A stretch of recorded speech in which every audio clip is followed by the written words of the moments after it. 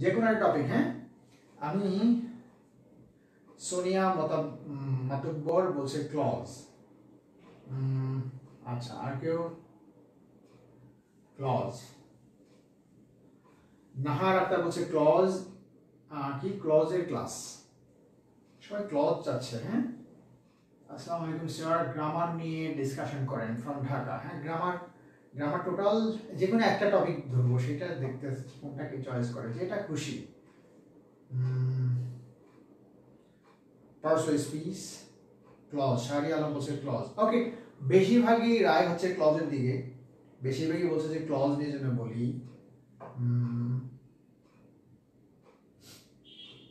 ওকে, ঠিক আছে।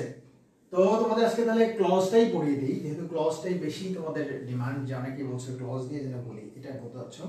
দেখো এখনো চয়েস সময় আছে, যদি ক্লজ বাদে অন্য কিছু করতে চাও সেটাও সময় আছে, সেটা করতে পারো। আশা করছি তোমাদের কাজে লাগবে। হাসানুজ্জামান সেন্তু আমাদের কুষ্টিয়া থেকে আছে। হ্যাঁ, সেন্তু কোনটা ক্লাস করতে চায়?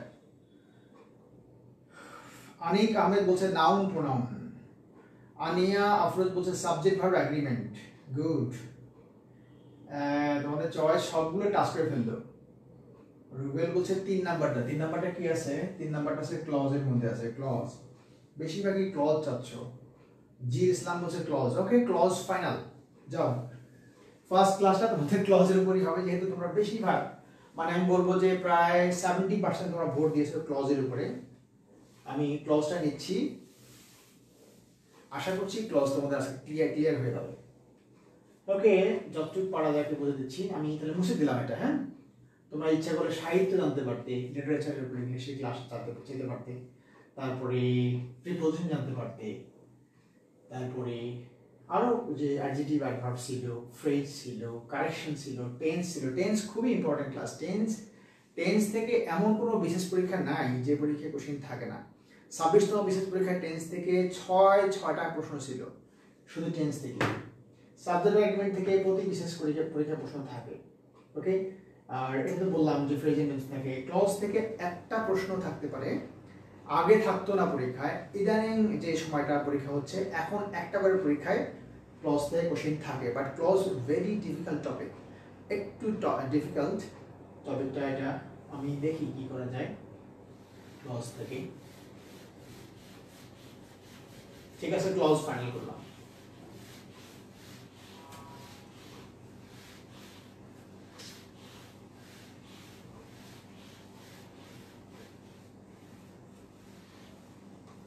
রেডি? তাহলে তোমাদের ফ্রেন্ডদেরকে শেয়ার করে দাও, যে বলো যে ক্লজের ক্লাস হচ্ছে। হ্যাঁ, যে স্যার আজকে ক্লজের ক্লাস নিচ্ছে এখান থেকে। বাট এটা ক্লাসটা মনে রাখতে হবে যে লাইভ ক্লাস এবং সংক্ষিপ্ত সময় নিতে হবে। আমি এমনিতেই ফিজিক্যালি একটু উইক, অসুস্থতার মধ্যে আছি, তার মধ্যে থেকেও ক্লাসটা নেওয়ার ক্ষেত্রে কি হচ্ছে যে এটা খুব আগে থেকেই বলা ছিল যে একটা ক্লাস নিব, তোমরা অনেকেই চাপ দিচ্ছিলে বলতে ক্লাস নেওয়ার জন্য। তো ক্লাসটা শুরু করে দিচ্ছি, সমস্যা নাই, কিন্তু সংক্ষিপ্ত সময়ের মধ্যে দিব আর কি। হ্যাঁ, আমাদের টপিকের নাম তাহলে কি চুজ করলে তোমরা সবাই? ক্লজ।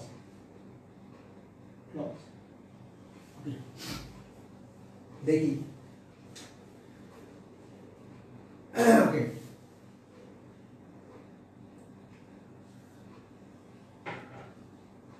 ক্লজ কি বলো? ক্লজ থেকে তোমাদের আইডিয়া কি?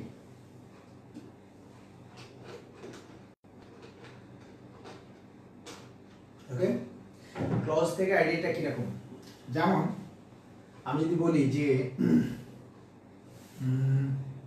ক্লজের কি থাকে, ক্লজ মানে কি, এক কথা বলতে কি কি দাঁড়ায় ক্লজের বিষয়টা একটু বলো দেখি। ক্লজটা কি, কার কিরকম ধারণা আছে? একটু বোধহয় বাফারিং হচ্ছে, একটু কষ্ট করে ক্লাসটা করো, একটু কষ্ট হচ্ছে আমি জানি।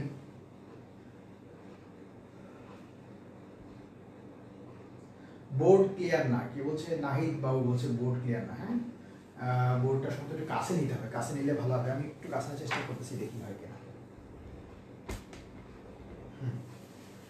এটা দেখা যাক কতটুকু হইল।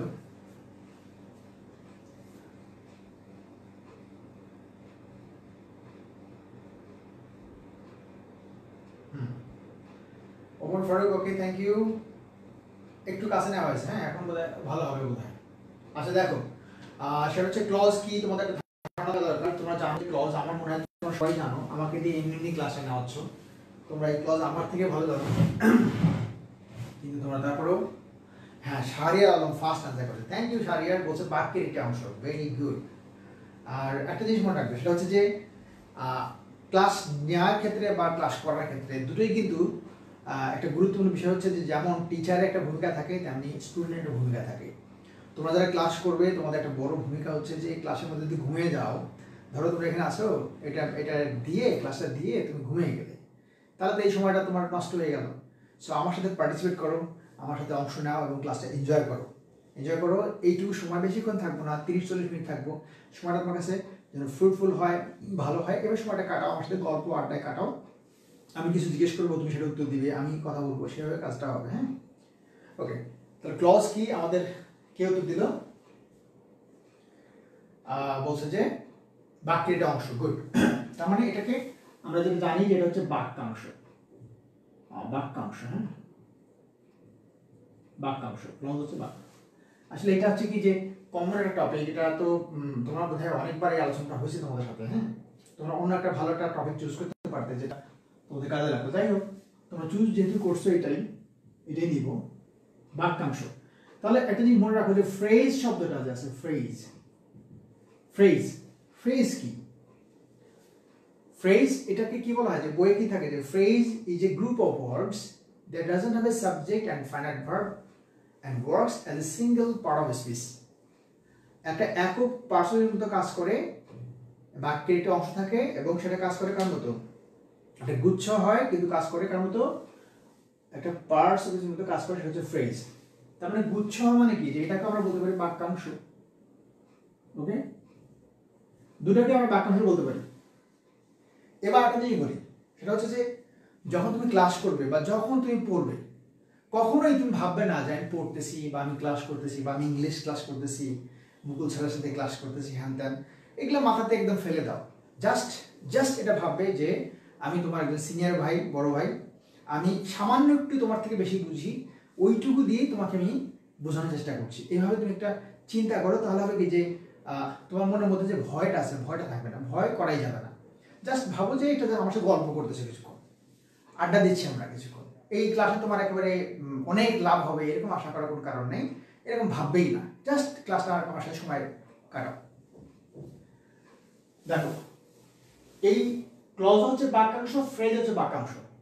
এখন তুমি দুটা বাক্য দেখো, আমি বললাম, এরকম বললাম যে I know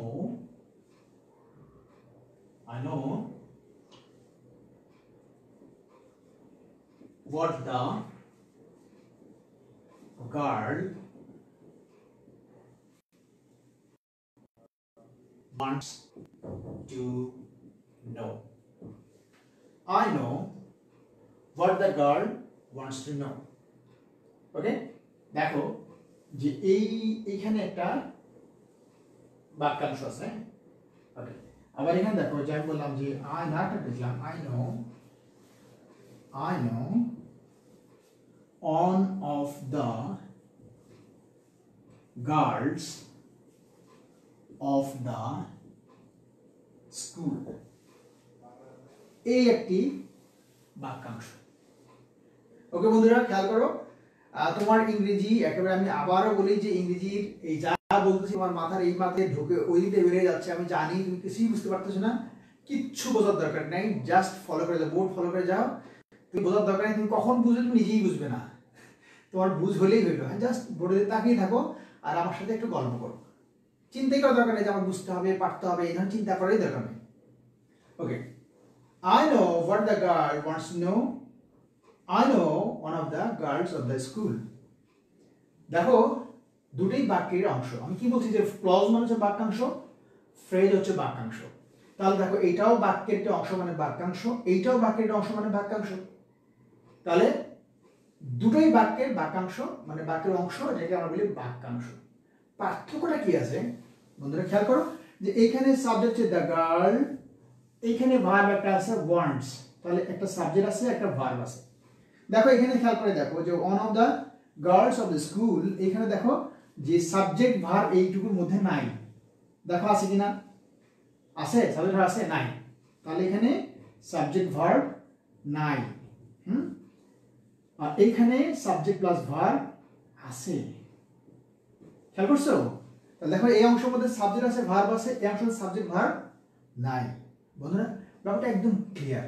তুমি এই যে বইয়ের যে সংজ্ঞাটা থাকবে যে phrase is a group of words that doesn't have a subject and finite verb and works as a single part of a speech, এরকম বড় বড় সংজ্ঞা মুখস্থ করে কোনো লাভ হবে না। বিশেষ বা এমসিকিউ পরীক্ষা বা জব পরীক্ষায় তোমার এই সংজ্ঞা পরীক্ষা আসে না। আসলে 4টা অপশন থাকবে, 4টা অপশন থেকে তোমার গোল্লা ভরাট করতে হবে, ওই 4টা অপশনে গোল্লা ভরাট করতে পারলেই হলো। সো তুমি একেবারে ইংরেজি জাহাজ হবে এরকম চিন্তা বাদ দিয়ে দাও। এমনভাবে ইংলিশ শিখবে যে তুমি আনসার করতে পারো। তুমি গ্রামার অত ভালো জানো না, বাট তুমি আনসার করতে পারো। আনসার করতে পারাটাই হচ্ছে ব্যাপার। ইংলিশে অনেক জাহাজ, বাট ভুল করলেই সমস্যা। বাট তুমি অত ভালো পারো না, কিন্তু ভুল করো না, যা আনসার করো সেটা কারেক্ট করো, সেইটা মাথায় রাখো। দেখো তাহলে এই বাক্যের অংশের মধ্যে সাবজেক্ট এবং ভার্ব আছে। এই বাক্যের অংশে দেখো কোথাও সাবজেক্ট ভার্ব এই অংশটুকুর মধ্যে কথা বলছি, যতটুকু আন্ডারলাইন করা থাকবে পরীক্ষা কিন্তু আন্ডারলাইন করে দিবে, বা ইনভার্টেড কমাতে থাকবে, বা বোল্ড করা থাকবে। এখন কাজটা সহজ, তার মানে ফ্রেজ এবং ক্লজ দুটি হচ্ছে বাক্যাংশ। সোজা কথা হচ্ছে যে বাক্যাংশের মধ্যে সাবজেক্ট এবং ভার্ব থাকে সেটি হচ্ছে ক্লজ, আর যেটার মধ্যে সাবজেক্ট প্লাস ভার্ব থাকে না সেটি হচ্ছে ফ্রেজ। তোমার এই বুকিশ যে ডেফিনেশন এটা দরকার নাই, নিজের মতো সংজ্ঞা আপনি তৈরি করবে, পড়বে এমন করে যে বইয়ের সেই যে জড়ি সংজ্ঞা, এগুলো কোনো সংজ্ঞা দরকার, সব বানিয়ে সংজ্ঞা তুমি তৈরি করবে। হ্যাঁ, তোমার মতো করে পড়বে, ঠিক আছে? তাহলে দেখো যে ক্লজ কি, এটা যদি তোমাকে জিজ্ঞেস করে যে ক্লজ কি, এটা সংজ্ঞা দেয়, তখন তোমার কি হবে যে এই সংজ্ঞাটা বলতে গেলে তুমি চিন্তা করো বইয়ে কি পড়ছিলাম, এগুলো বাদ। ক্লজ কি, আমার এই কথাগুলো খেয়াল করবে, জাস্ট কেউ জিজ্ঞেস করলে বলবে যে মানে চিন্তা করবে যে স্যারের ফেসটা খেয়াল করি। ক্লজ কি, ক্লজ হচ্ছে দেখো যে বাক্যের একটি অংশ, যেখানে কি থাকবে, অবশ্যই একটা সাবজেক্ট থাকবে এবং একটা ভার্ব থাকবে। তাহলে বাক্যের একটি অংশ যেখানে অবশ্যই কি থাকবে, সাবজেক্ট থাকবে, একটা ভার্ব থাকবে, তার নাম হচ্ছে ক্লজ। তাহলে কেউ যদি বলে ফ্রেজ কি, উত্তরটা কি হবে? উত্তরটা হবে ফ্রেজও একটা বাক্যের অংশ যেখানে সাবজেক্ট এবং ভার্ব থাকে না। এখন এর মধ্যে অনেক কথা আছে, অনেক জটিলতা নিয়ে গেলে অনেক জটিল জায়গা নিয়ে যাওয়া যাবে সংজ্ঞার দিক দিয়ে, কোনো দরকার নেই। তোমার মার্কস দরকার, তোমার শুধু ইংলিশ পড়া না, বিসিএস এ পড়ার জন্য তোমার বিজ্ঞান পড়া আছে, তোমার বাংলার কথা চিন্তা করে দেখো, বাংলা কত পড়া, সাধারণের কত পড়া, ম্যাথে কত পড়া, এত পড়ার মধ্যে তুমি যদি গ্রামারের ডিফিকাল্ট জায়গাগুলো চিন্তা করে থাকো, এগুলো যদি চিপতে থাকো, লেবুর মধ্যে চিপতে থাকো, তাহলে বিপদে পড়ে যাবে, পড়া কম। ওকে, তাহলে এই দুটো সংজ্ঞা আমরা তোমাদের কাছে ক্লিয়ার। আমরা যে ফ্রেজ কি, ক্লজ কি, এটা তুমি কোনোদিন ভুলবে না। আমি দিচ্ছি কাজটা কি, তাহলে এই সংজ্ঞা দিলাম যে ফ্রেজ ক্লজ, এটা কাজটা কি, পরীক্ষা কিভাবে আছে, পরীক্ষা এভাবেই থাকে। এই যে দেওয়া আছে, আন্ডারলাইন করে দেওয়া আছে, বলবে যে আন্ডারলাইন কিন্তু অংশটুকু কোন প্রকারের ক্লজ। অপশন থাকবে নাউন ক্লজ, অ্যাডজেক্টিভ ক্লজ, তারপরে কি বলে অ্যাডভার্বিয়াল ক্লজ বা অ্যাডভার্ব ক্লজ, এরকম থাকবে যে on of the girls of the school, এটা কোন প্রকারের ফ্রেজ। অপশন থাকবে gerund phrase, participle phrase, noun phrase, adverb phrase, এবং 4টা করে অপশন থাকবে। এই জন্য প্রশ্ন। তো প্রথম কাজটা কি হলো, প্রথমে চিনলা যে এটা হচ্ছে ক্লজ, এটা হচ্ছে ফ্রেজ। ক্লজ কি, যেখানে বাকিটা অংশ যেখানে সাবজেক্ট থাকে, ভার্ব থাকে, আর ফ্রেজ কি, বাকি একটা অংশ যেখানে সাবজেক্ট এবং ভার্ব থাকে না।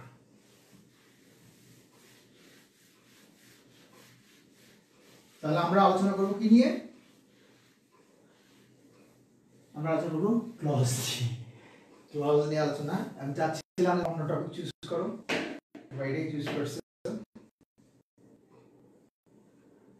ওকে, এবার আমি ক্লজ নিয়ে আলোচনা। তোমাদের বোর্ড সমস্যা হচ্ছে আমি বুঝছি, তোমরা বলতেছো যে বোর্ড ক্লিয়ার না, but what can I do. Board তো হ্যাঁ ঝাপসাই আসে, দেখছি যে বাফারিং হয়। আরেকটু আগে দিয়ে দেখি বোর্ড, দেখি বোর্ড ক্যামেরাটা আগে দিই, দেখি কি হয়। এবার দেখা যাক কি হয়। হ্যাঁ,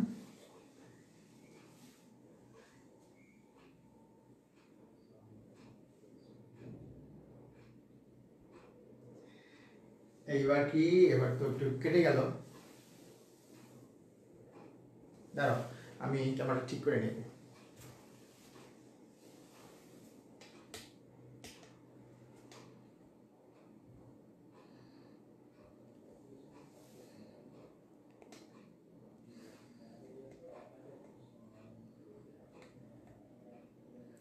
ঠিক আছে, মনে হচ্ছে যে ঠিক আছে এবার। হ্যাঁ, ওকে,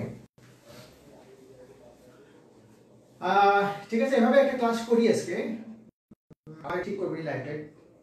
তো তোমাদের দর্শক সংখ্যা কমে গেলে কিন্তু ক্লাস বন্ধ হয়ে যাবে। হ্যাঁ, ওকে, ঠিক আছে। আমরা এবার দেখি যে ক্লজের এবার ব্যাপারটা চিনলাম। এবার আসি আমরা ক্লজ থেকে কি কি সমস্যা আমরা পড়ি। ক্লজ থেকে সমস্যা পড়ি আমরা যে এটাকে চিনতে গেলে আমাদের সমস্যা হয় যে এটাকে আমরা কি করি যে প্রিন্সিপাল ক্লজ, এটা বলা আছে কিন্তু পিএইচডি সিলেবাসে বলা আছে প্রিন্সিপাল ক্লজ, সাবঅর্ডিনেট ক্লজ, হ্যাঁ, এগুলো বলা আছে। তাই এটা যদি আসি যে এটা ক্লজের সংখ্যাটা আদা পারলাম, তো ক্লজ কত প্রকার? প্রথমত ক্লজ দুই প্রকার। হ্যাঁ, এই দুই প্রকারের একটা হচ্ছে ইন্ডিপেন্ডেন্ট ক্লজ, আরটা হচ্ছে ডিপেন্ডেন্ট ক্লজ। একটা ইন্ডিপেন্ডেন্ট, একটা ডিপেন্ডেন্ট ক্লজ, ভেরি সিম্পল। এবার আসো ইন্ডিপেন্ডেন্ট ক্লজ, ডিপেন্ডেন্ট ক্লজ। এটা একটা জিনিস দেখি আমরা। আমি যদি বলি, তোমাকে বলি যে এরকম বললাম যে I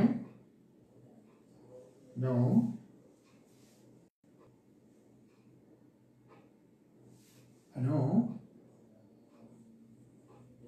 the man. Okay, I know the man. আমি লোকটিকে চিনি। তো আমি লোকটিকে চিনি, I know the man, আমি লোকটিকে চিনি। লোকটি লম্বা, শর্ট, ব্ল্যাক, হোয়াইট, আর বাকি অংশ আমি যদি না বলি এই বাক্যটা কিন্তু অর্থটা সম্পূর্ণ হবে। I know the man, এইটুকু বলে ফুল স্টপ দিলে এটা বাক্যটা ক্লিয়ার অর্থ হচ্ছে। হ্যাঁ, হচ্ছে কিনা, এটা ফুল একটা সেন্টেন্স। এখন আমি বড় করে বললাম I know the man who is a teacher, who is a doctor।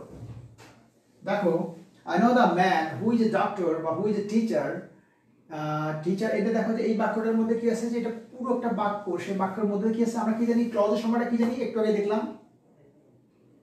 Clause হচ্ছে বাক্যের একটা অংশ যেখানে একটা কি থাকবে, সাবজেক্ট থাকবে এবং একটা ভার্ব থাকবে, অবশ্যই থাকবে। দেখো এটা পুরো বাক্য। এখন এই বাক্যে ভার্ব কয়টা আছে? দেখো এই বাক্যে ভার্ব কয়টা আছে? এই যে নো একটা ভার্ব আছে, ইজ একটা ভার্ব আছে। তাহলে দুটো ভিন্ন ধরনের দুটো ভার্ব আছে, একটা নো ভার্ব, একটা ইজ ভার্ব। তার মানে দুটো ভিন্ন ধরনের সাবজেক্টও আছে। তো নো এর সাবজেক্ট কি আই, আর ইজ এর সাবজেক্ট কি who. Clear? I know the man who is a teacher. এই বাক্যে তোমার কাছে প্রশ্ন, ক্লজ কয়টা আছে? বাক্যে ক্লজ কয়টা আছে? ঝটপট লিখবে যে ক্লজ কয়টা আছে। দ্রুত লেখো যে এই বাক্যে ক্লজ কয়টা।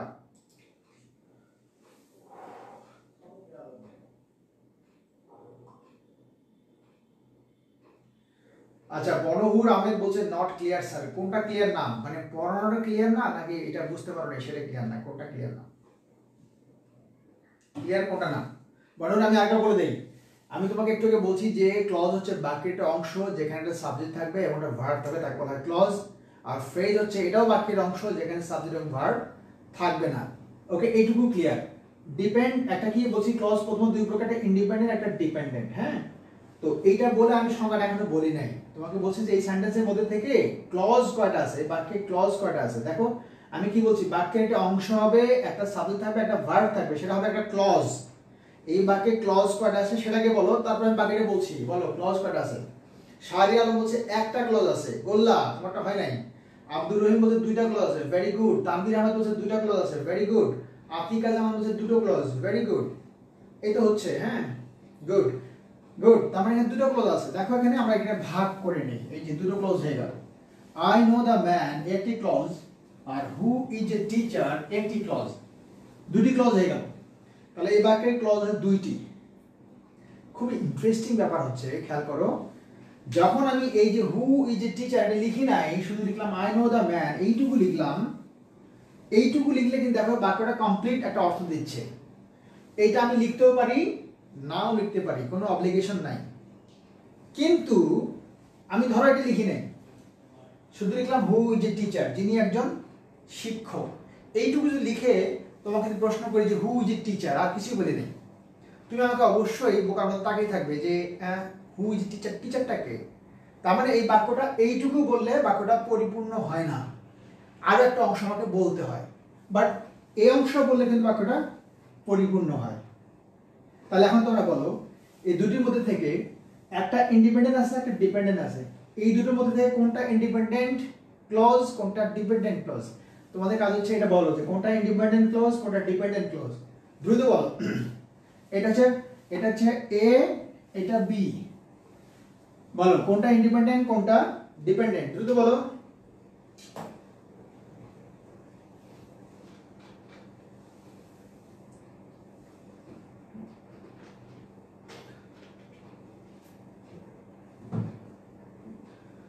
কোনটা এ কি বি কি? হ্যাঁ, যাই হোক উত্তর পরে দিও। এটা খেয়াল করো, আই নো দ্য ম্যান এইটুকুতে বললে অর্থটা সম্পূর্ণ হয়, তাহলে এটা অবশ্যই ইন্ডিপেন্ডেন্ট ক্লজ। আর এটা হু ইজ এ টিচার এইটুকু বললে অর্থটা সম্পূর্ণ হয় না, আরো একটা কিছু বলতে হয়, এই জন্য এটা হচ্ছে ডিপেন্ডেন্ট ক্লজ। তাহলে তোমাকে যদি কেউ জিজ্ঞেস করে যে ইন্ডিপেন্ডেন্ট ক্লজ কি, সংজ্ঞাটা কি হবে? যে ক্লজটি তার অর্থ নিজেই সম্পন্ন করতে পারে আর কোনো ক্লজের সাহায্যের দরকার পড়ে না, তাকে বলা হয় ইন্ডিপেন্ডেন্ট ক্লজ। আর যে ক্লজটি তার অর্থ নিজেই সম্পন্ন করতে পারে না, অন্য একটি ক্লজের সাহায্য নিতে হয়, তাকে বলা হয় ডিপেন্ডেন্ট ক্লজ। আশা করছি তোমরা বুঝতে পারছো, এইটুকু অন্তত পক্ষে আর বলার কথা না। তাহলে এটা যদি বলা যায় কোন ক্লজ, বলবো ইন্ডিপেন্ডেন্ট ক্লজ। এটা যদি বলে কোন ক্লজ, এটা হচ্ছে ডিপেন্ডেন্ট ক্লজ। এখন প্রশ্ন হচ্ছে যে পিএইচডি সিলেবাসের মধ্যে থেকে ইন্ডিপেন্ডেন্ট ক্লজ, ডিপেন্ডেন্ট ক্লজ বলে কিছু দেয় নাই। তাহলে আমি এটা কেন শিখলাম, ইন্ডিপেন্ডেন্ট ডিপেন্ডেন্ট কেন শিখলাম? এখানে মনে রাখবে যে আমি তোমাকে যদি এইভাবে ইন্ডিপেন্ডেন্ট ডিপেন্ডেন্ট করে না শেখাতাম, যদি বইয়ের মতো করে শেখাতাম, তাহলে তোমার এটা শিখতে একটু কষ্ট হতো। এই জন্য এটা বলছি ইন্ডিপেন্ডেন্ট আর ডিপেন্ডেন্ট ক্লজ। এখন তুমি মনে রাখবে যেই ক্লজটা ইন্ডিপেন্ডেন্ট ক্লজ সেটি হচ্ছে প্রিন্সিপাল ক্লজ।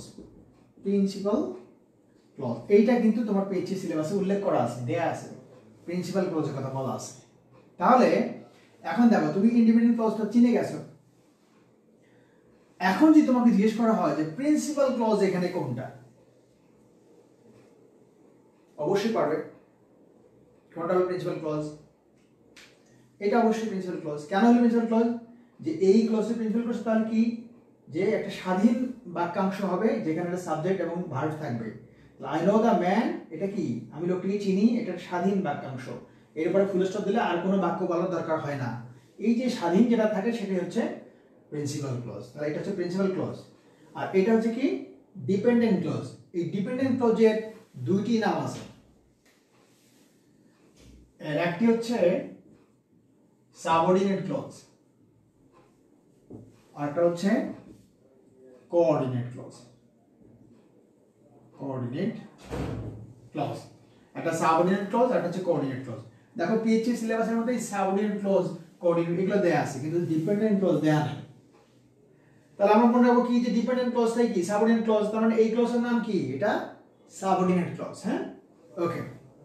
এখন দেখো যে এইখান থেকে খেয়াল করতে হবে যে এটা তো সাবঅর্ডিনেট ক্লজ হইল, কিন্তু অপশনে পিএইচডি যে প্রশ্ন করবে সেই অপশনের মধ্যে সাবঅর্ডিনেট ক্লজ তুমি পাবাই না, দেয়াই নাই। অপশনে কি থাকবে, অপশনে থাকবে নাউন ক্লজ, অ্যাডজেক্টিভ ক্লজ, এগুলা থাকবে দেয়া। তো তোমার দেয়া আছে, তুমি শিখলা, তুমি দেখলে যে সাবঅর্ডিনেট ক্লজ হচ্ছে এইটা, তাহলে এটা নাউন অ্যাডজেক্টিভ কিভাবে বুঝবা? এই জায়গা হচ্ছে তোমার হচ্ছে শেখার জায়গা, এই জায়গাটাই তোমাকে ভালো করে শিখতে হবে। তাহলে তোমার ক্লজটা একদম জীবনের মতো ক্লিয়ার হয়ে যাবে। বিশেষ পরীক্ষায় 1 নাম্বার থাকবে এখান থেকে।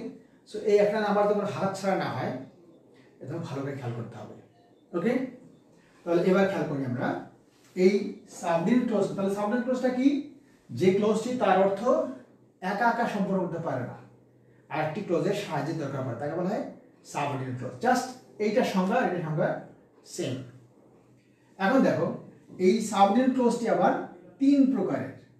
এর একটা হচ্ছে নাউন ক্লজ, এর একটা হচ্ছে অ্যাডজেক্টিভ ক্লজ, আর একটা হচ্ছে অ্যাডভার্ব ক্লজ। দেখো এই তিনটা তোমার পরীক্ষায় থাকে, অ্যাডজেক্টিভ, নাউন, অ্যাডভার্ব, এগুলো তোমার নাউন, অ্যাডজেক্টিভ, অ্যাডভার্ব এগুলো তোমার পরীক্ষায় থাকবে। সো তোমাকে noun clause, adjective clause, adverb clause এটা তোমাকে খুব ভালোভাবে শিখতে হবে। এর সাথে সাথে কোঅর্ডিনেট ক্লজ কোনটা আছে সেটা তোমাকে শিখতে হবে। ঠিক আছে, এই পর্যন্ত আমরা কি শিখলাম এইটুকু আমি রিক্যাপ করে দিই, যাতে তোমার এটা আজকের পড়াটুকু যেন তোমার এটা মাথায় গেঁথে থাকে। আমরা প্রথমে শিখলাম ফ্রেজ এবং ক্লজের পার্থক্যটা। ফ্রেজ হচ্ছে বাক্যাংশ, ক্লজ ও বাক্যাংশ। ফ্রেজের মধ্যে সাবজেক্ট এবং ভার্ব থাকবে না, ক্লজের মধ্যে সাবজেক্ট এবং ভার্ব থাকবে। এটা প্রথমে শিখলাম। তারপর শিখলাম কি, যে ক্লজ প্রথমে 2 প্রকার, একটা হচ্ছে ইন্ডিপেন্ডেন্ট ক্লজ, একটা ডিপেন্ডেন্ট ক্লজ। আমরা কি শিখলাম তারপরে, ইন্ডিপেন্ডেন্ট ক্লজটা কি, যে ক্লজটা তার অর্থ নিজেই সম্ভব হতে পারে, আর কারো সাহায্যের দরকার পড়ে না, তাকে বলে ইন্ডিপেন্ডেন্ট ক্লজ। আর ডিপেন্ডেন্ট ক্লজ কি শিখলাম? নিজের অর্থে নিজে সম্ভব হতে পারে না। মূলত ইন্ডিপেন্ডেন্ট ডিপেন্ডেন্ট বলতে আমি কি বুঝাচ্ছি? ইন্ডিপেন্ডেন্ট হচ্ছে প্রিন্সিপাল ক্লজ আর ডিপেন্ডেন্ট হচ্ছে সাবঅর্ডিনেট ক্লজ। তার মানে কি দাঁড়াচ্ছে? প্রিন্সিপাল ক্লজটা কি? প্রিন্সিপাল ক্লজ যে যে ক্লজটি তার অর্থ নিজেই সম্পন্ন করতে পারে, আর কারো সাহায্যের দরকার পড়ে না, সেটা হচ্ছে প্রিন্সিপাল ক্লজ। আর সাবঅর্ডিনেট ক্লজটা কি? যে ক্লজটি তার অর্থ নিজেই সম্পন্ন করতে পারে না, আরেকটি ক্লজের বা আরেকটি বাক্যাংশের সাহায্যের প্রয়োজন পড়ে, তাকে বলা হয় সাবঅর্ডিনেট ক্লজ। এই সাবঅর্ডিনেট ক্লজটা আমরা আলোচনা করব বেশি করে, এইখান থেকে প্রশ্ন সবচেয়ে বেশি থাকবে। এই সাবঅর্ডিনেট ক্লজটা তিন প্রকার, একটা হচ্ছে নাউন ক্লজ, একটা অ্যাডজেক্টিভ ক্লজ, আর একটা হচ্ছে অ্যাডভার্ব ক্লজ। এই তিনটা নিয়ে আলোচনা করলে আমরা কি দাঁড়ায় সেটা একটু দেখি। এটা হচ্ছে মূল ধারা।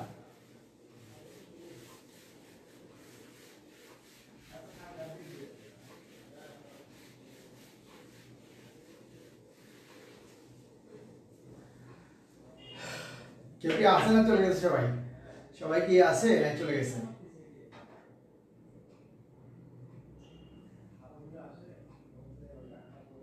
ওকে, গুড গুড গুড। আচ্ছা ঠিক আছে, আমি জানি না তোমাদের বোঝা যাচ্ছে কিনা, বোর্ড তো বাফারিং অনেক হচ্ছে এখন, সেটা বুঝতে না, যাই হোক। আচ্ছা দেখো, এখন তোমাকে যদি প্রশ্ন করি, প্রশ্ন করি কিছু, প্রশ্নগুলো দেখো। প্রশ্ন করলাম এরকম,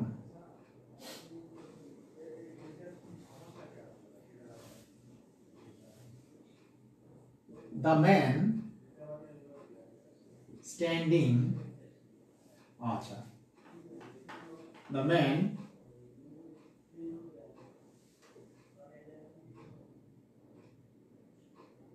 who put on a red shirt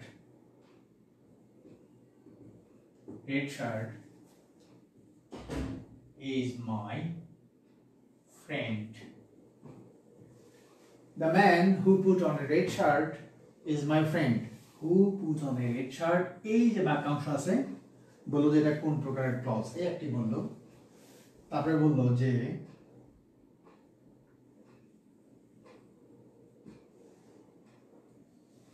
what the man wants to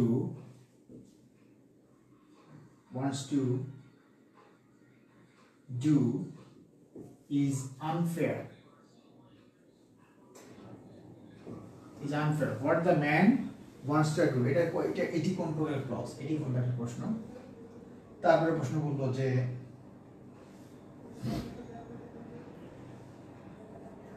I know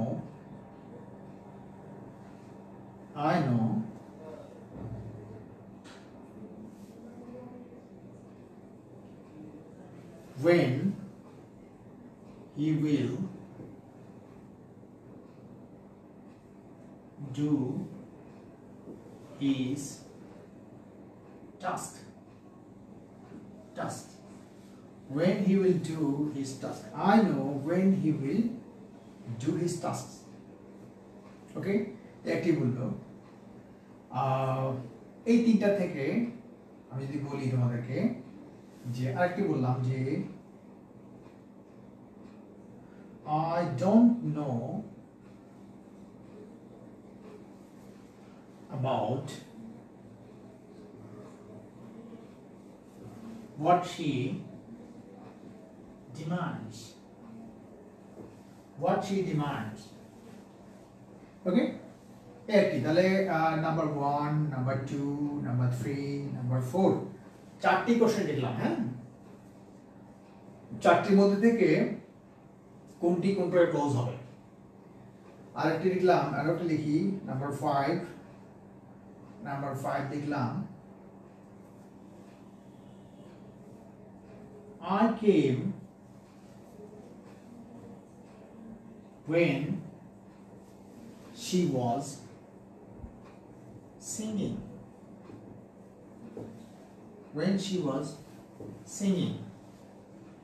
ওকে, এই পাঁচটি কোশ্চেনের জন্য তোমার অপশন হচ্ছে, অপশন পাঁচটির জন্য এরকম থাকবে। একটি অপশন দেওয়া আছে তোমার এখানে অ্যাডভার্ব ক্লজ, অপশন বি তে আছে অ্যাডজেক্টিভ ক্লজ, নাম্বার সি তে আছে নাউন ক্লজ, নাম্বার ডি তে আছে কোঅর্ডিনেট ক্লজ। ঠিক আছে বন্ধুরা, তোমরা এই 5টি কোশ্চেন আনসার করে দেখাও, যার যেমন হোক, ভুল হলে হবে। হ্যাঁ, নাম্বার 1 কি, নাম্বার 2 কি, নাম্বার 3 কি, নাম্বার 4 কি, নাম্বার 5 কি, পারা হলে একটু ইজি কোশ্চেন, আমার মনে হয় পারবে। প্রশ্নগুলো আনসার কি হবে, দ্রুত খুব ফাস্ট আনসার করো। হ্যাঁ, কোনটা কি আনসার হবে, এই 5টি আনসার, 1 এর আনসার লিখবা, 4টা অপশন আছে এ বি সি ডি, 4টা অপশন লিখবে। এ তে দেওয়া আছে অ্যাডভার্ব ক্লজ, বি তে আছে অ্যাডজেক্টিভ ক্লজ, সি তে আছে নাউন ক্লজ, ডি তে আছে কোঅর্ডিনেট ক্লজ। প্রথম প্রশ্ন হচ্ছে the man who put on a red shirt is my friend, underline করা আছে হু থেকে শার্ট পর্যন্ত। 2 তে হচ্ছে what the man wants to do is unfair, underline করা আছে হোয়াট থেকে ডু পর্যন্ত। 3 হচ্ছে I know when he will do his task, when he will do his task, এটা হচ্ছে এটা কোন ক্লজ। 5 হচ্ছে I don't know about what she demands, 5 হচ্ছে I came when she was singing। এই 5টি ক্লজ কি হবে, ওমর ফারুক आंसर করছে। থ্যাংক ইউ, আমি দেখি ওমর ফারুক কি आंसर করছে। Number 1 adjective clause, number 2 adverb clause, আচ্ছা ওমর ফারুক বলছে অ্যাডভার্ব ক্লজ বলছে, 3 তে বলছে নাউন ক্লজ, 4 এ বলছে নাউন ক্লজ, আর 5 বলছে অ্যাডভার্ব ক্লজ। দেখি বাকিরা কি বলে।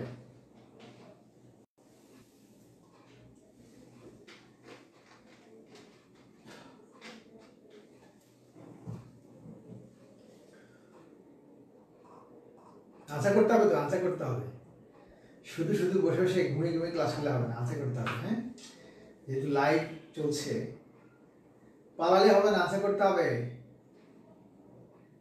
পালালে তো লস তোমার। আনসার করো, ভুলটা হলে তখন কারেকশন করলে আমি যখন বলে দেবো তখন তোমার একটা সহজ হবে। হ্যাঁ, ওকে।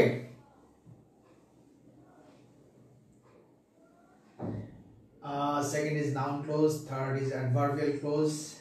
বড়গুরু বলছে থার্ড অ্যাডভার্ব, মানে 3 নাম্বারটা তোমার কাছে অ্যাডভার্ব মনে হয়েছে, আর 4 নাম্বারটা কি বলছো, ফোর্থ ইজ অ্যাডভার্ব, 4 নাম্বার তোমার কাছে অ্যাডভার্ব মনে হয়েছে, আর 5 নাম্বারটা নাউন বলছো। ওকে, সবাই আপনি বলছে আমি নতুন, ওরে আমরা যখন ছোটবেলায় পড়তাম, যখন নতুন স্কুল থেকে আর এক স্কুলে ভর্তি হয়েছি, তো প্রথম তো কয়েকদিন খুব মাইক টাইট দিল স্যাররা। হ্যাঁ, মাইক দিলে আমরা বলতাম যে স্যার আমি তো নতুন, হ্যাঁ আমাকে মারবেন না, আমি নতুন আসছি। তো স্যার কি করতো, যেটা মাফ করে দিত। তোমাদের হচ্ছে সেই কাহিনী।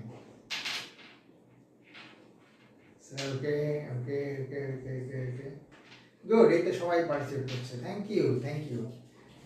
পার্টিসিপেট করতে হবে, কারেক্ট বেশিরভাগই কারেক্ট হচ্ছে, ভেরি গুড। আবার প্রায় সবারই ভুল হচ্ছে কম বেশি। জির ইসলাম বলছে প্রথমটা অ্যাডজেক্টিভ, পরেরটা অ্যাডজেক্টিভ, পরেরটা নাউন, পরেরটা অ্যাডজেক্টিভ, পরেরটা নাউন। মাশাআল্লাহ, তোমার তো বোধহয় একটা কারেক্ট হচ্ছে, বাকি সবগুলোই ভুল। তারপরে সাথী আক্তার বলছে যে 1 A 2, যাই হোক আনসার করো, যত ভুল হলে লজ্জা পাওয়া যাবে না, ঠিক আছে। এটা নিয়মটা হচ্ছে যে ক্লাসে যত ভুলই হোক, যতই ভুল হোক লজ্জা পাওয়া যাবে না, লজ্জা পেলে কিন্তু তুমি শিখতে পারবে না। ভুল হবে বলে তুমি ক্লাসটা করছো, ভুল কোথায় হবে। ওমর ফারুক বলছে পালাবো না, পালাবে না, আমি দেখতেছি যে অনেকে পালায় আবার আসে। ওকে, আর আর আর কি বোর্ড খুবই সমস্যা, আমি দেখতে পাচ্ছি বোর্ড দেখাই যায় না এরকম অবস্থা। তোমরা খুব কষ্ট করে ক্লাসগুলো করো আমার সাথে, যাই হোক। ওকে, তোমরা অনেকে আনসার করছো, যাই হোক মাশাআল্লাহ অনেকে আনসার করছো, ঠিক আছে। আমি তোমাদেরকে এখানে একটা জিনিস বলে দিই, তো অনেকেরই হচ্ছে অনেকেরই হচ্ছে না। আসলে এটা একটা লম্বা একটা ক্লাস, অনেকগুলো রুলস আছে, অনেকগুলো টেকনিক আছে। তোমরা এই যদি এটাকে শিখতে চাও, অনেকভাবে অনেক বইয়ে অনেকভাবে দেওয়া থাকবে। বইয়ে থাকবে যেমন ধরো নাউন ক্লোজ চেনার জন্য, হ্যাঁ আমি তোমাদেরকে 3টি ক্লোজ একবারে বলবো এখন। নাউন ক্লোজ চেনার জন্য যেটা হচ্ছে যে থাকে কি, যে বাক্যের যদি সাবজেক্ট হয়, হ্যাঁ যেগুলো বইয়ের কথা থাকে আর কি, 1 নম্বর যদি সাবজেক্ট হলে সেটা হয় নাউন, 2 নম্বর যদি অবজেক্ট হয় তাহলে সেটা হয় নাউন, ঠিক আছে। তারপরে তোমার যদি হয় যে এরকম আর কি আছে, হ্যাঁ প্রিপজিশন অবজেক্ট হয় সেটা হচ্ছে নাউন, এরকম থাকবে। হ্যাঁ, আর যে ক্লোজটি অ্যাডজেক্টিভে নিয়ে কাজ করে সেটা হচ্ছে অ্যাডজেক্টিভ ক্লোজ, যেটি অ্যাডভার্বে নিয়ে কাজ করে সেটা হচ্ছে অ্যাডভার্ব ক্লোজ। এগুলো তোমার বইয়ের মধ্যে কথা থাকবে, তুমি এই বইয়ের মধ্যে সব রুলস দেয়া আছে, তোমরা এটা ভালো করে দেখে নেবে। আমি তোমাদেরকে শুধু একটা জিনিস বলি, সেটা হচ্ছে যে দুটো জিনিস আজকে তোমাদেরকে এই টিপসটা দিব। টিপসটা তোমাদেরকে যে 100% এই টিপসের উপর ডিপেন্ড করবে তা না, এই টিপস থেকে তোমার বেশিরভাগ আনসারগুলো হয়ে যাবে।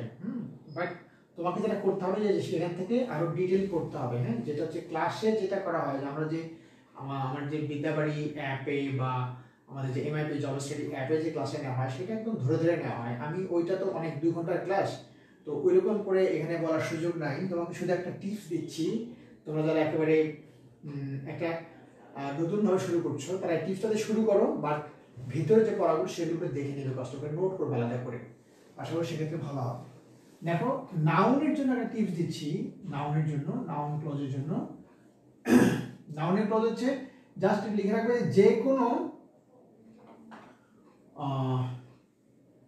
প্রদত্ত ক্লজের স্থলে, এভাবে রাখো, প্রদত্ত ক্লজের স্থলে ইট বসে, মানে অবজেক্ট, এই অবজেক্ট সাবজেক্ট হচ্ছে ইট। ইট মানে কি, এটা হচ্ছে অবজেক্ট বা সাবজেক্ট, ওইভাবে ঘুরিয়ে বলা কি না, না বলে যেই জায়গাটায় ক্লজ থাকবে ওই জায়গাটায় তুমি একটা ইট দিবে। হ্যাঁ, প্রদত্ত ক্লজের স্থলে ইট বসালে, ইট বসিয়ে এভাবে লাগো, প্রদত্ত ক্লজের স্থলে ইট বসিয়ে বাক্যটি পড়লে, প্রদত্ত ক্লজের স্থলে ইট বসিয়ে বাক্যটি পড়লে যদি বাক্যটি অর্থপূর্ণ হয় তাহলে সেটি হবে নাউন ক্লজ। একটা লিখে রাখো, এটা তোমরা অনেকেই হয়তো জানো, এগুলো অনেক আগের, এগুলো চিন্তা করে বের করা জিনিস, এগুলো অনেক আগের কথা, তো এখন তো এটা তো অনেকেই জানে। তারপর এটা হচ্ছে কি যে এটা কাজে লাগবে তোমার। 98% নাউন ক্লজ এখান থেকে হয়ে যাবে, এই একটা নিয়ম থেকে 98% ক্লজের হয়ে যাবে। বাকি 2% এর জন্য তোমাকে একটা এক্সট্রা ব্যতিক্রম নিয়মটা কি আছে একটু বই থেকে নোট করে নিতে হবে। কি বলছেন বলো? বলছি প্রদত্ত ক্লজের স্থলে, হ্যাঁ, যেই জায়গাটায় ক্লজ থাকে, মানে ক্লজ কোন দেখায় যে এই যে ক্লজ দেখো, যতটুকু আন্ডারলাইন করা থাকবে ততটুকু, বা ইনভার্টেড কমা থাকতে পারে, বা আইটালিক থাকতে পারে, বা বোল্ড করা থাকতে পারে, যতটুকু থাকবে সেই স্থলে কি বসাতে বলছি, যে একটা ইট বসিয়ে বাক্যটি পড়লে, মানে একটা ইট এইখানে বসিয়ে এই বাক্যটা পড়বে, পড়ার পরে যদি বাক্যটি অর্থপূর্ণ হয় তাহলে সেটা হবে নাউন ক্লজ। তোমার এই একটা কৌশল দিয়ে নাউন ক্লজের 98% আনসার হবে, 2% হবে না। এই 2% জানার জন্য তোমাকে আর একটু পড়াশোনা করতে হবে, আর একটু জানতে হবে। তাহলে নাউন ক্লজে একটা নিয়মে গেল শেষ। এবার আসলে অ্যাডজেক্টিভ ক্লজ। হ্যাঁ, আমি এখানে জায়গা নাই, এই জন্য আমি এখানে লিখতেছি। হ্যাঁ, তোমরা একটু খাতায় ভালো করে লিখে দিতে পারো। 2 নম্বর হচ্ছে অ্যাডজেক্টিভ ক্লজ। হ্যাঁ, অ্যাডজেক্টিভের জন্য একটা নিয়ম মাত্র, সেটা কি, এটা হচ্ছে অ্যাডজেক্টিভ ক্লজ। হ্যাঁ, বা এটা মুছে দিয়ে লিখি,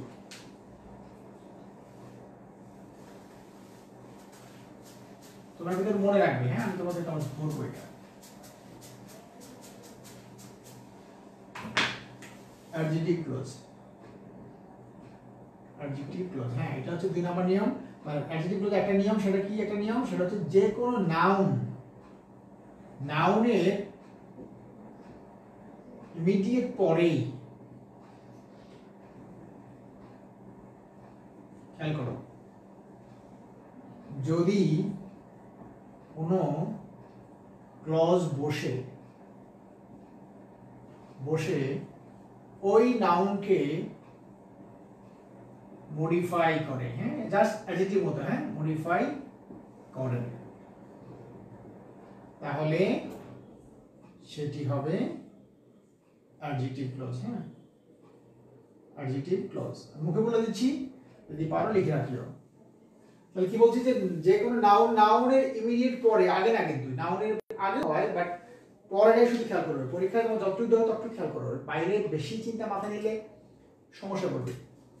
নাউনের ইমিডিয়েট পরে যদি কোনো ক্লজ বসে ওই নাউনকে মডিফাই করে তাহলে সেটা হবে অ্যাডজেক্টিভ ক্লজ। হ্যাঁ, তার মানে কি, যে নাউনের ঠিক পরেই বসবে, নাউনের পরে যখনই কোনো ক্লজ থাকবে তখন তুমি ধরে নেবে এটা অ্যাডজেক্টিভ হতে পারে। সেটা তো 90 নাউনের পরে নাউনের পরে যদি কোনো ক্লজ থাকে সেটা ধরে নেবে যে 98% ক্ষেত্রেই সেটা হবে অ্যাডজেক্টিভ ক্লজ, ঠিক আছে?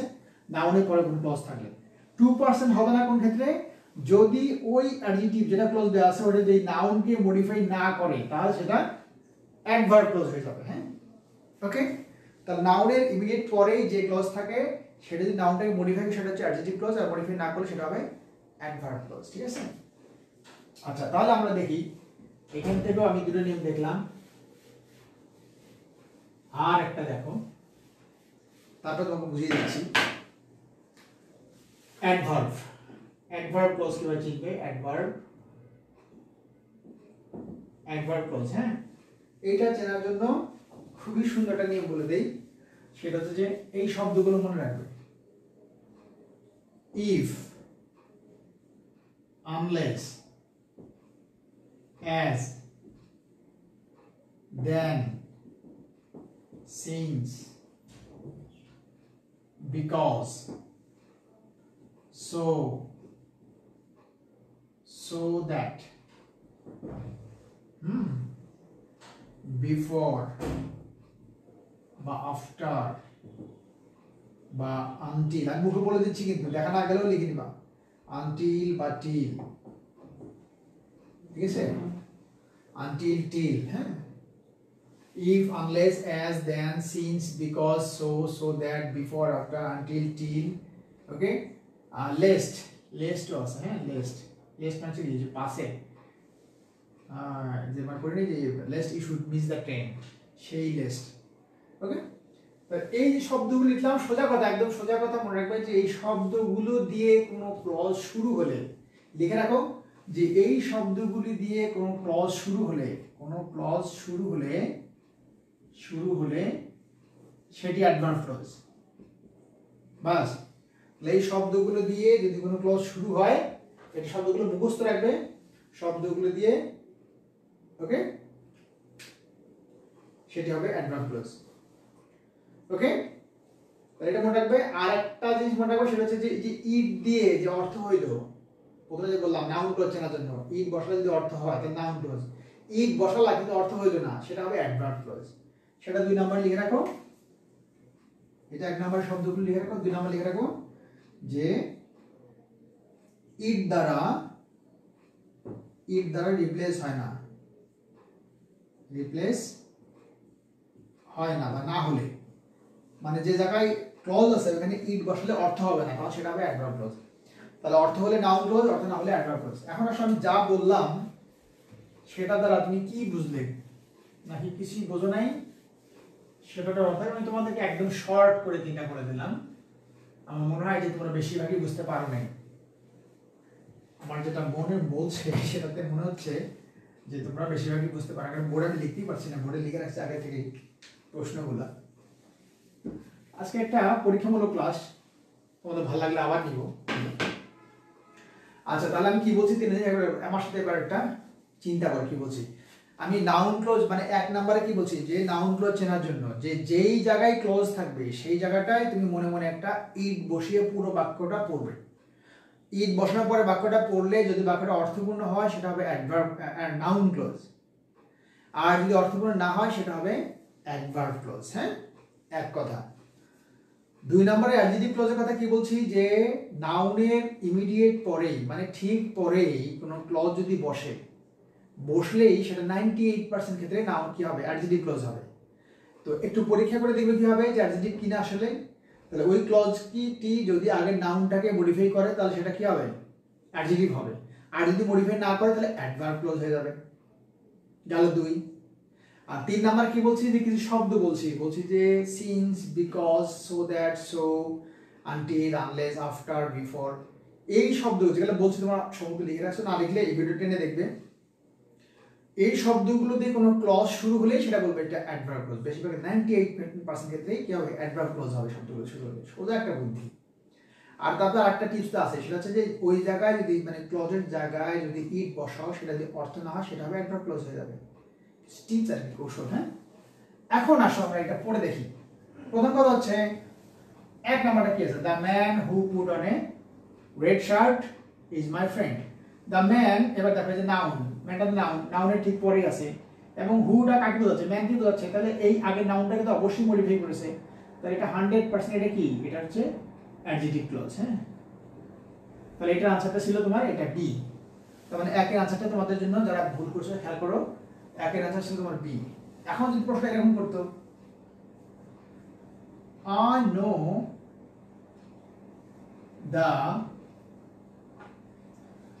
know the এটা লিখি, I ordered for tea, আমি চায়ের অর্ডার করলাম, I ordered for tea when he came, এই যে when he came এটা কোন ক্লজ হবে বলো, I ordered for tea when he came। তাহলে এবার খেয়াল করো, এই যে when এর আগে যে নাউনটা আছে, নাউনটা কি, tea একটা নাউন না? এবার দেখো নাউনের ঠিক পরে আছে কিন্তু এটা অ্যাডজেক্টিভ ক্লজ হবে না। কেন হবে না? দেখো টি মানে হচ্ছে চা, আর when মানে কি সময়, চার সময়, এটা কি এক হলো? এটা এক না। এই যে চার সময় এক না, ভিন্ন হয়ে গেল, চার সাথে সময়ের সাথে কোনো মিলই নেই, এই জন্য এটা হবে অ্যাডভার্ব ক্লজ। তাহলে নাউনের পরে থাকলে কি হয়, আমি বলছি 98% ক্ষেত্রে কি হয়, অ্যাডজেক্টিভ ক্লজ হয়। যখন এই নাউনের সাথে কোনো সম্পর্কই থাকে না, পরের যে ক্লজটা থাকবে নাউনের পরে থাকার পরও সেটা কি হয়ে যায়, অ্যাডভার্ব হয়ে যায়। বন্ধুরা আশা করছি তোমরা বুঝতে পারছো। তাহলে দুই নাম্বারটা কি ছিল, এক নাম্বারটা কি ছিল,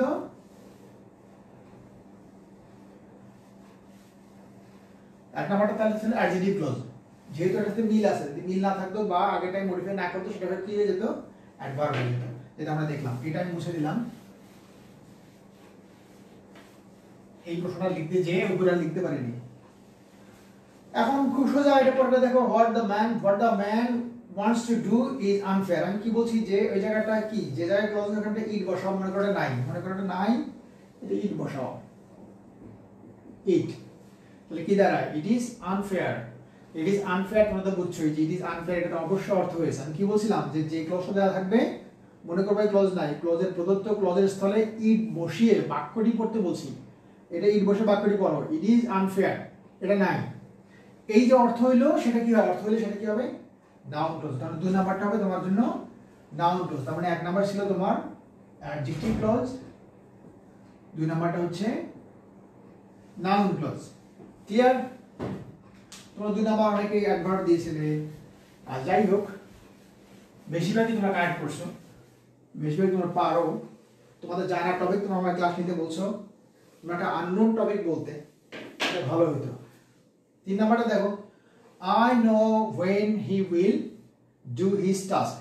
মনে করো এটা নাই, তাহলে কি আছে, এখানে একটা ইট আছে, পড়ো I know, এটা নাই, কি আছে, একটা ইট আছে, I know it। অর্থ কি বলো, I know it এটা মানে হচ্ছে আমি এটা, তোমরা সবাই জানো আমি এটা জানি। এটা কি অর্থ হয়েছে না, অর্থ হয়ে গেছে। আমরা কি জানি যে অর্থ হলে সেটা কি হয়, নাউন হয়। তার মানে এটা হচ্ছে নাউন ক্লজ। তার মানে তিন নাম্বারটা হচ্ছে তোমার নাউন ক্লজ। চার নাম্বারটা একইভাবে পড়ো, ইট বসাও, কোনখানে বসাবো ইট দেখো। চার নাম্বারটা তোমরা অনেকে অ্যাডভার্ব বলছো। চার নাম্বারটা দেখো কি আছে, I don't know আমি জানি না about what she demands। তাহলে what she demands এর নাই, কি আছে, একটা এখানে ইট আছে, পড়ো I don't know about it। I don't know about it এটা অর্থ হয় কিনা, অবশ্যই অর্থ হয়।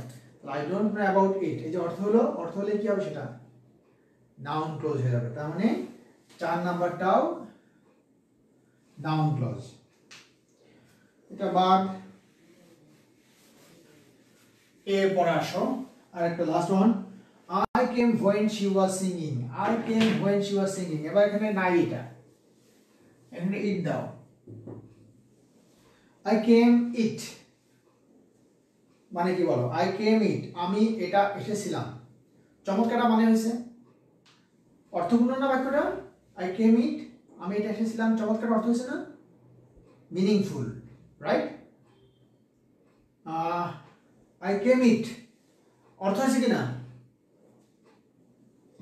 অর্থ হয়নি। I came it আমি এটা এসেছিলাম, এটা অর্থ হয় না।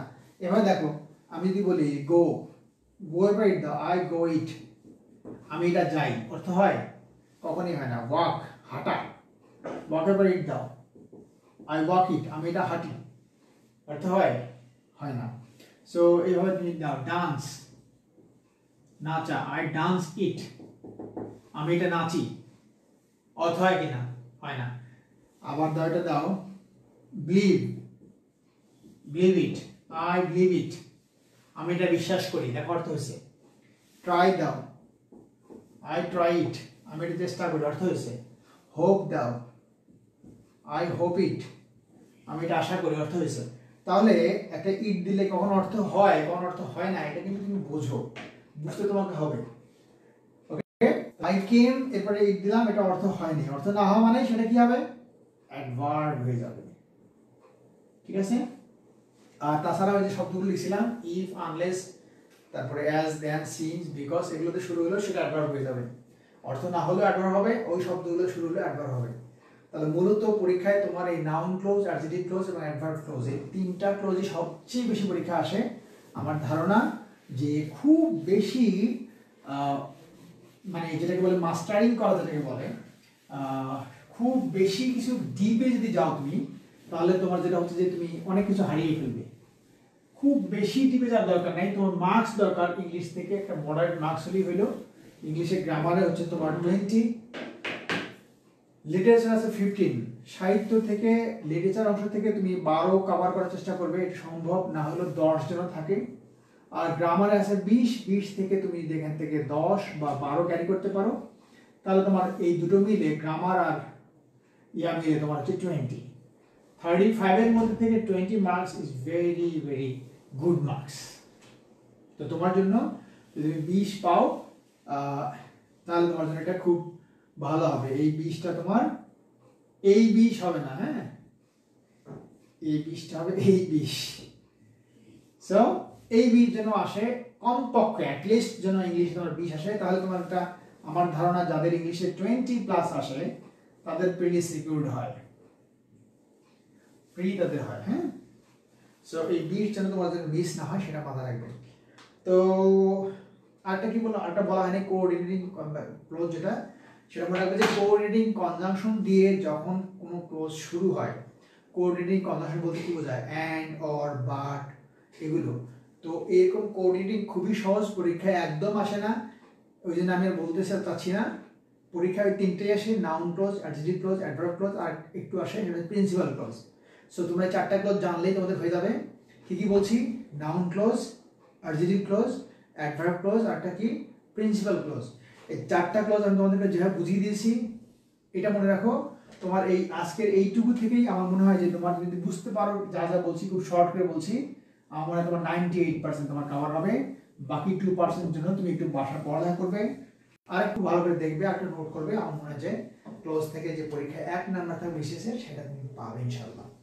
সো এরপরে যখন আবার ক্লাস নিব, তোমরা একটা ভালো টপিক চুজ করবে, যে টপিক চুজ করবে সেটাই নিব, হ্যাঁ। তোমাদের জন্য ওপেন থাকবে, তোমরা সবচেয়ে বেশি যেটা ভোট দিবে সেই টপিকের উপর ক্লাস আমি নিব। আবারও তোমাদের লাইভে কথা হবে। আর আমাদের বিদ্যাবাড়ির পেজের মধ্যে থেকে তোমরা কোন স্যারের ক্লাস চাও, কোন স্যারের ক্লাস চাও, আমরা সেই স্যারকে রিকোয়েস্ট করবো, তারা এসে, এর আগে এসালাম ভাই বাংলা ক্লাস নিয়েছে তোমাদের, তোমরা আশা করি সেই ক্লাস এনজয় করেছো। বাকি তোমরা কোন স্যারের ক্লাস চাও সেই স্যারদের কথা বলে স্যাররা এসে ক্লাস লাইভ দিবে। আমি আজকে লাইভ নিলাম, তোমাদের অনেকের চাওয়া ছিল। আমি খুব শারীরিকভাবে যে খুব ফিট তা না, একটু অসুস্থ, তারপরও তোমাদের রিকোয়েস্ট ছিল অনেক, আমি চেষ্টা করছি ক্লাসে নেওয়ার জন্য। আমি এতক্ষণ ক্লাস নিতে পারবো চিন্তাই করিনি। যাই হোক, একটা ভালো লাগছে যে রিকভারির দিকে যাচ্ছে। আমি তোমাদের সব মেসেজগুলো যে পড়ে ফেলছি তা না, সব মেসেজ পড়তে পারিনি, তোমরা এটা ভুল বুঝিও না বা কষ্ট নিও না মনের মধ্যে, যে সব মেসেজ দেখতে পারিনি। আর একদিন ইনশাআল্লাহ যখন নিব তোমাদের সব মেসেজ দেখবো। আমি তারপরে 2-1টা মেসেজ তোমাদের দেখতে চাই, আর তোমরা তোমাদের ফ্রেন্ডদেরকে শেয়ার করে দিও এটা, আর আমাদের সাথে যুক্ত থেকো। আর পড়ালেখার সংক্রান্ত যে কোনো জিনিস আমি তোমাদেরকে জানানোর জন্য প্রতি বৃহস্পতিবার এই বিদ্যাবাড়ির যে ফেসবুক পেজ আর এমআইপি ইউটিউব চ্যানেল, তো ইউটিউব চ্যানেলেও নিতে পারি, এমআইপি ইউটিউব চ্যানেলেও লাইভ নিতে পারি, অথবা এই বিদ্যাবাড়ি ফেসবুক পেজে লাইভ নিতে পারি। প্রতি বৃহস্পতিবার করে তোমাদের যা যা প্রবলেম আছে, তোমার প্রবলেমগুলো সাধারণত আমাকে ইনবক্স করো। এটা না করে তোমরা তোমার প্রবলেমগুলো আমি যেদিন লাইভ নিব, লাইভের মধ্যে কমেন্টে জানিয়ে দিবে। বিকজ তোমরা জানো যে আমি খুব বিজি একটা কাজ করি, বিজি জব করি। সো সেখানে আমাকে হার্ডওয়ার্ক করতে হয়, প্রচণ্ড বিজি থাকতে হয়। যে সামান্য সময়টা ফ্রি পাই, এই সময় থেকে তোমাদের সাথে কাটানোর চেষ্টা করি। এটা আমার খুব ভালো লাগে, আমার খুব একটা আনন্দের জায়গা তোমাদের সাথে কাটানোর জন্য। তোমরা যদি এখান থেকে কিছুটা উপকৃত হও আমার ভালো লাগবে, এবং আমি খুব খুশি হব যারা তোমরা ঢাকার বাইরে আসো, বিশেষ করে ঢাকার বাইরে যারা আসো, যারা কোথাও কোচিং করতে পারো না বা যারা কোনো গাইডলাইন পাও না, ইচ্ছা আছে প্রথম মানে খুবই ইচ্ছা আছে যে একটা ভালো ক্যাডার হবে এবং তুমি মানে যেটা যে ফার্স্ট চয়েসটা পাবে, এরকম ইচ্ছা আছে, বাট তুমি একটা ভালো গাইডলাইন পাও না, তোমাদের জন্যই এইগুলো তো আমার এই উদ্যোগগুলো থাকে। যারা ঢাকার বাইরে থাকে তাদের জন্যই মূলত এই উদ্যোগগুলো থাকে। তোমরা যে ঢাকায় আসো তারাও তোমাদেরকেও স্বাগত, তোমরাও যদি থাকতে চাইলে থাকবে। আর তোমার যে কোনো পরামর্শ থাকলে পরামর্শগুলো কমেন্টে জানিয়ে দিই, চেষ্টা করবো সেগুলো দেখার জন্য। তোমরা আমার যে MIP ইউটিউব চ্যানেল আছে সেটা যুক্ত থাকবে এবং বিদ্যাবাড়ি পেজ যুক্ত থাকবে। আর এই ক্লাসগুলোর পূর্ণাঙ্গ ক্লাস পেতে চাইলে তাহলে সেটা হচ্ছে আমাদের যে ক্লাস রেগুলার যে ক্লাস হয় 124টি ক্লাস, এরকম 2 ঘন্টার 124টি ক্লাস, 124টি ক্লাস টেস্ট, তারপরে উইকলি এক্সাম, বাড়ির পড়া দেওয়া হয়, 50 সপ্তাহে বাড়ি পড়া দেওয়া হয়, সেই বাড়ি পড়ার উপর পরীক্ষায় 200 নম্বরের পরীক্ষা হয়, পূর্ণাঙ্গ একটা মানে প্রাতিষ্ঠানিকভাবে কোচিং করানো হয় বা শিক্ষা দেওয়া হয়। সেটা যে একটা অ্যাপ আছে, সেখানে আমাদের টিম আছে, একটা বড় টিম একটা কাজ করে, সেখানে তোমাকে অবশ্যই কিছু ফি দিতে হবে, ফি দিয়ে সেই কাজটা করতে হবে। এই কাজটা তোমরা আশা করছি যে তোমরা ফ্রি একেবারে আশাও করবে না সেখান থেকে, কারণ এতগুলো কাজ হবে, এতগুলো লোক সেখানে জব করে, সেখানে তোমাদের পিছনে শ্রম দিচ্ছে, সকাল 10টা থেকে রাত 10টা পর্যন্ত তারা 10টা না 11টা পর্যন্ত তারা ওয়েট থাকে, সারাক্ষণ তোমাদের ফোন পিক করে তোমাদেরকে সমস্যাগুলো দেখে। তো তাদেরও তো একটা ব্যাপার আছে। সো সেই সব মিলে আমি চাই যে সেই প্রতিষ্ঠানটাও বছরব্যাপী চলুক, বিদ্যাবাড়ি যে অ্যাপ আছে, তারপরে MIP যে অ্যাপ আছে, সেগুলো বছরব্যাপী চলুক, তোমরা এই অ্যাপগুলো যুক্ত থাকো। আর বাকি যারা যখন ফেসবুকে ক্লাস নেয়, ফ্রিতে সব ক্লাস করবে, সব সাথে ক্লাস করবে, যেই প্রতিষ্ঠান যেই কোচিংই নিক সেখানে ক্লাস করবে। আর কোচিং একেবারে মানে বাধ্যতামূলকভাবে লাগবে এর কোনো মানে নেই, কোচিং না করেও বাসায় বসে থেকেও তোমরা এটা শিখতে পারো এবং নিজের মতো করে একাই বিশেষ ক্যাডার থেকে শুরু করে ভালো ভালো চাকরি তুমি পেতে পারো, একা পড়েও করতে পারো। এর জন্য তোমার অদম্য ইচ্ছাটাই জরুরি। তোমরা ভালো থেকো। আমি কয়েকটা মেসেজ নেই। আমার ওমর ফারুক বলছে, স্যার আমি বরিশালে থাকি, পুলিশে চাকরি করি।